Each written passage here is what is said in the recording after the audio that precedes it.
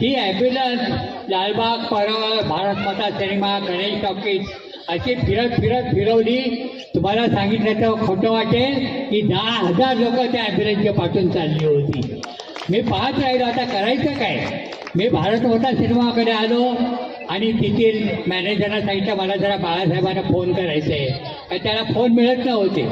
मी तिथून बाळासाहेबांना फोन केला की साहेब तुम्ही ॲम्ब्युलन्स दिली, की ती ॲम्ब्युलन्स लोकांना कळावून बाहेर काढली, त्याच्यावर तुमचा फोटो लावला होता, पण आता 10,000 लोक रस्त्याने चाललेली आहेत, मी आता काय करू.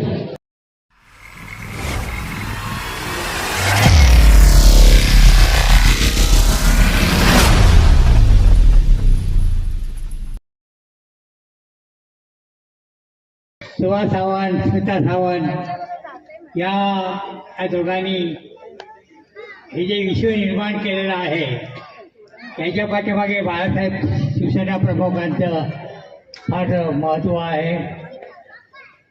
मी आज जास्त बोलणार नाही कारण बाळासाहेबांच्या अनेक आठवणी माझ्याकडे आहेत. मी गेले 70 वर्ष बाळासाहेबांबरोबर राहिलेला एक शिवसैनिक आहे.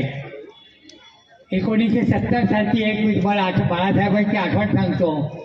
मी त्यावेळेला परेलला राहायचो आणि परेलला केम हॉस्पिटल, टाटा, वाडिया अशी अनेक हॉस्पिटल होती. ही तुम्हाला 1970 सालची गोष्ट सांगतो, म्हणजे जवळजवळ 60 वर्षापूर्वीची. माझं त्यावेळेला शाळेचं जीवन होतं. पण मला एक जसं सुभाष सावंतांना सामाजिक कार्याची आवड, स्मिता मॅडमना आवड आहे, तशी मला सुद्धा लहानपणापासून सामाजिक कार्याची आवड असल्यामुळे मी केम हॉस्पिटलमध्ये फेऱ्या मारायचो. कोणाला ॲडमिट करायचं असेल, कोणाला ऑपरेशन करायचं असेल, तिथले डीन वगैरे ओळखीचे वगैरे होते आणि अशा रीतीने आम्ही थोडंसं सामाजिक कार्य. त्यावेळेला शिवसेना नुकती निर्माण झालेली होती. पण नंतर माझ्या लक्षामध्ये आलं की केम हॉस्पिटलमधून शिक्षा दिल्याच्या नंतर लोकांना ॲम्ब्युलन्स नसायची, त्यांना रस्त्यावरती झोपवायचे, तिथे रस्त्यावर द्यायचे. 2-2 दिवस त्यांना ॲम्ब्युलन्सने बाहेरगावी जाता येत नव्हतं. ह्या नजरेमध्ये आल्या. मी अनेकांना प्रयत्न करून पाहिले पण कोणी काही लक्ष दिलं नाही. आणि मग मला एक बाळासाहेब ठाकरेंचं नाव आठवलं. त्यावेळेला हे तुम्हाला 1970 सालची गोष्ट सांगतो.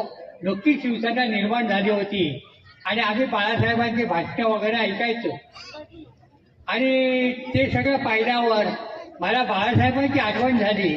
तोपर्यंत मी बाळासाहेबांचं तोंड सुद्धा पाहिलं नव्हतं, त्यांची भाषणं सुद्धा ऐकली होती. मग माझ्या मनात आलं की हा एकच माणूस असा आहे की या वेळेला या ज्येष्ठ नागरिकांना जे प्रॉब्लेम्स होतात, हॉस्पिटलमधल्या लोकांना प्रॉब्लेम्स होतात, ते मदत करणारे एकच व्यक्ती असेल बाळासाहेब ठाकरे, असं माझ्या मनाने घेतलं. आणि त्यावेळेला शिवसेना भवन वगैरे झालं नव्हतं. ते श्रीकांतजीच्या म्हणजे राज ठाकरेंच्या वडिलांच्या घरी बसायचे दादरला, राधे रोडला.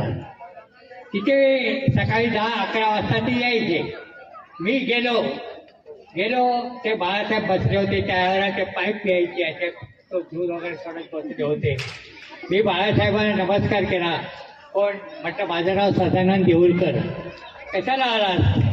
म्हटलं बाळासाहेब मी परेलला राहतो. परेलला केम हॉस्पिटल, टाटा, वाडिया हॉस्पिटल्स आहेत आणि तिथे ॲम्ब्युलन्सची फार जरूरत आहे. लोकांना ॲम्ब्युलन्स मिळत नाही आहे.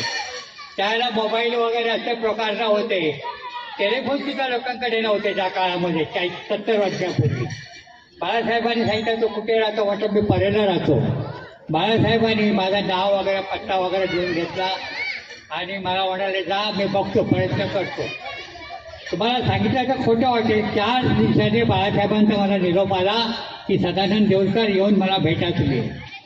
मी साहेबांकडे गेल्याच्या नंतर साहेबांनी मला बसवलं आणि आतमध्ये गेले आणि ॲम्ब्युलन्सची चावी माझ्या हातामध्ये आणून दिली. मला म्हणाले हे घ्या. मी बघत राहिलो. त्यांनी कागदपत्र आणि त्या काळामध्ये 40,000ला ॲम्ब्युलन्स मिळाली होती. पण बाळासाहेबांनी ज्येष्ठ नागरिकांना, इतर लोकांना, रुग्णांना त्रास होतो म्हणून त्यांनी 4 दिवसामध्ये माझी ॲम्ब्युलन्सची चावी माझ्या हातामध्ये दिली. मला म्हणाले ॲम्ब्युलन्स घेऊन जा. मी बघत राहिलो, बाळासाहेबांच्या पाया पडलो काय आणि मी ती ॲम्ब्युलन्स बाहेर काढली. मला ड्रायव्हिंग करता येत होतं. मी गेल्यानंतर तिथे ज्या बाळासाहेब त्यावेळेला आमदार, खासदार, मंत्री वगैरे नव्हते. त्याच्यामुळे मी बाळासाहेब ठाकरेंचं नाव लिहिलं की ही ॲम्ब्युलन्स बाळासाहेब ठाकरे यांनी दिलेली आहे.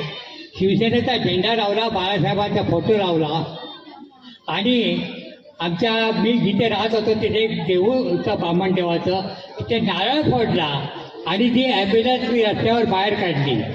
ती ॲम्ब्युलन्स लालबाग, परळ, भारत माता सिनेमा, गणेश टॉकीज अशी फिरवली. तुम्हाला सांगितलं तर खोटं वाटेल की 10,000 लोक त्या ॲम्ब्युलन्सच्या पाठून चालली होती. मी पाहत राहिलो आता करायचं काय. मी भारत मोठा सिनेमाकडे आलो आणि तिथील मॅनेजरला सांगितलं मला जरा बाळासाहेबांना फोन करायचं आहे, कारण त्याला फोन मिळत नव्हते.